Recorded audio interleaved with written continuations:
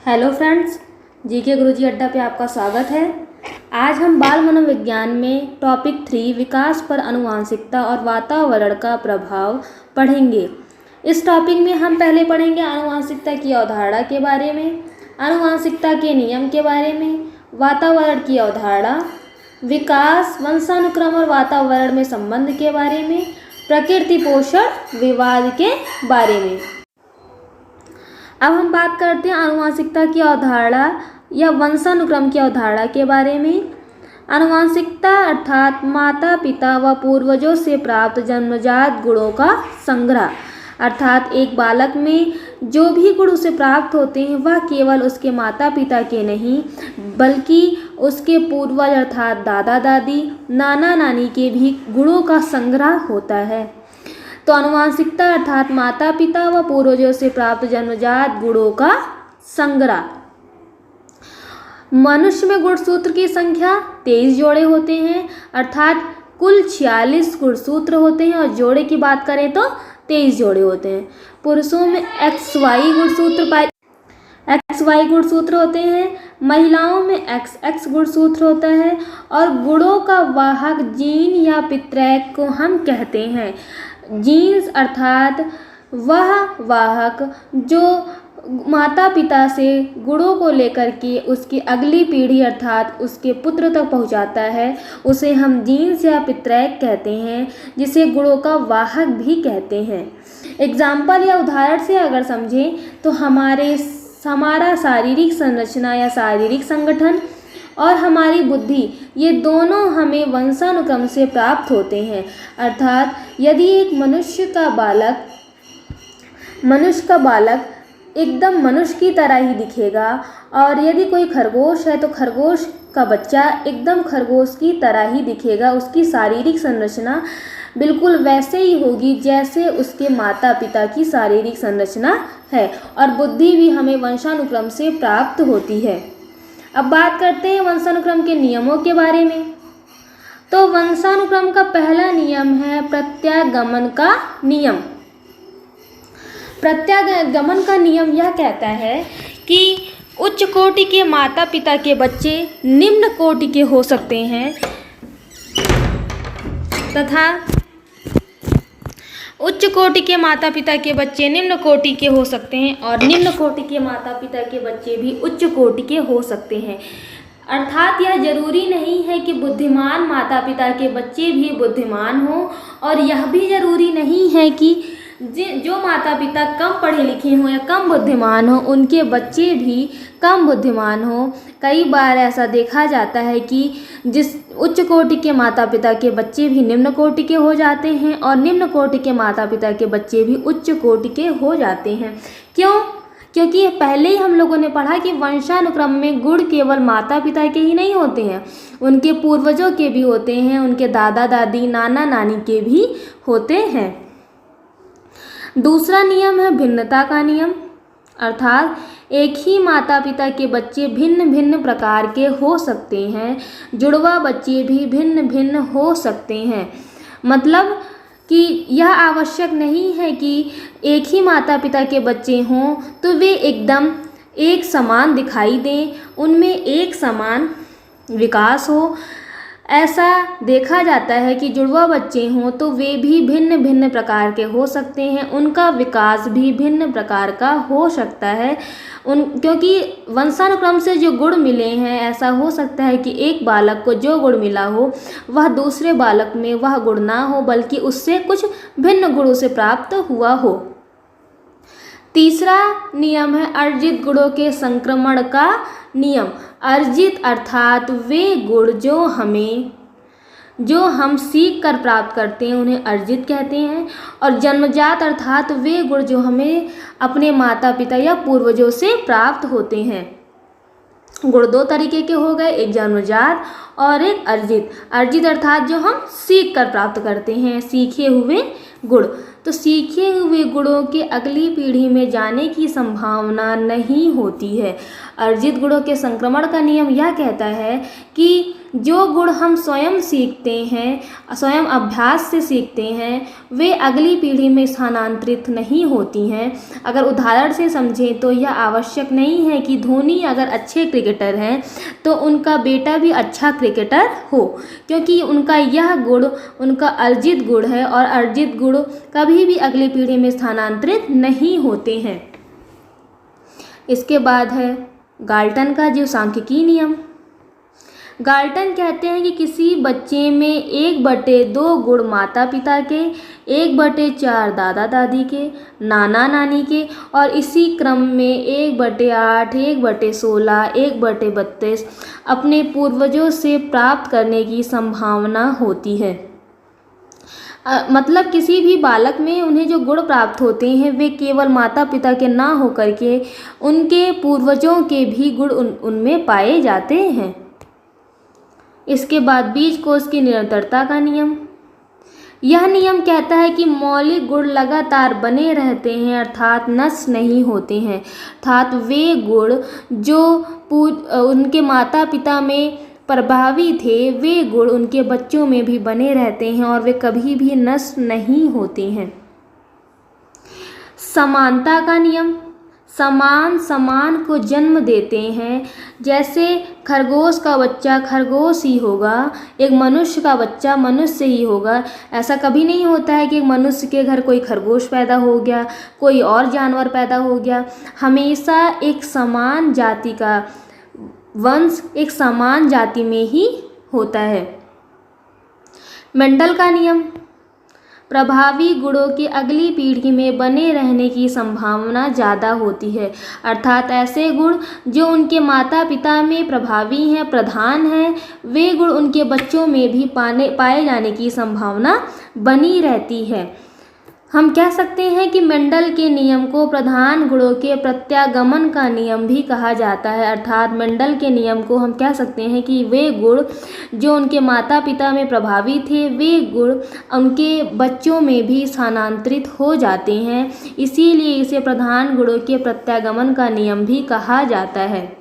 यह था वंशानुक्रम और वंशानुक्रम के नियम। अब हम आगे बात करते हैं वातावरण की अवधारणा।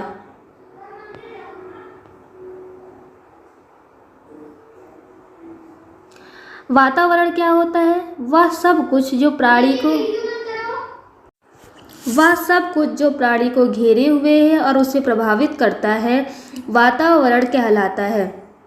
अर्थात अगर एक गोला हम बनाएं और बीच में प्राणी को रखें और उसके चारों तरफ एक गोला खींच दें और इस गोले में हम वातावरण को दिखाएं, तो हमारा मतलब होगा कि एक प्राणी को जो चारों तरफ से घेरे हुए है वही वातावरण कहलाता है। जैसे प्राणी और बाहर वातावरण से ढके हुए हैं, वातावरण को हम पर्यावरण भी कहते हैं। पर्यावरण अर्थात परिधन आवरण, चारों तरफ से जो हमें ढके हुए हैं। वातावरण 2 प्रकार के होते हैं, आंतरिक वातावरण और बाह्य वातावरण।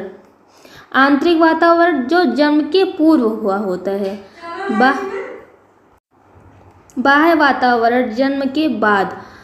मतलब जब एक बालक अपनी माँ के गर्भ में रहता है तो उस समय वह आंतरिक वातावरण में रहता है और जन्म के बाद वह बाह्य वातावरण में आता है।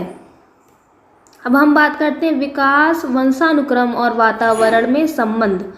वुडवर्थ ने कहा है कि विकास वंशानुक्रम और वातावरण का योगफल नहीं वरन गुणनफल है।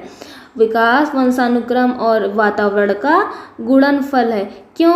क्योंकि अगर हम इसे योगफल कहेंगे तो एक 0 कर देने पर दूसरे से विकास होता रहेगा, लेकिन अगर हम गुणनफल कहते हैं तो किसी एक को 0 कर देने पर दूसरा अपने आप 0 हो जाता है, अर्थात तब विकास संभव नहीं है। और वुडवर्थ ने अपने कथन द्वारा यह बताया कि विकास वंशानुक्रम और वातावरण का योगफल नहीं वरन गुणनफल है, अर्थात किसी एक को 0 कर देने पर दूसरा अपने आप 0 हो जाएगा और विकास के लिए दोनों ही आवश्यक है। किसी एक पक्ष के होने पर विकास संभव नहीं है। तो हम कह सकते हैं कि विकास के लिए वंशानुक्रम और वातावरण दोनों महत्वपूर्ण है। यदि एक भी जीरो हो गया तो विकास भी जीरो हो जाएगा, अर्थात विकास संभव नहीं होगा। और इसी पर एक विवाद हुआ कि विकास के लिए वंशानुक्रम ज़्यादा जरूरी है या वातावरण, और इसी विवाद को हम कहते हैं प्रकृति पोषण विवाद या नेचर नर्चर कॉन्फ्लिक्ट।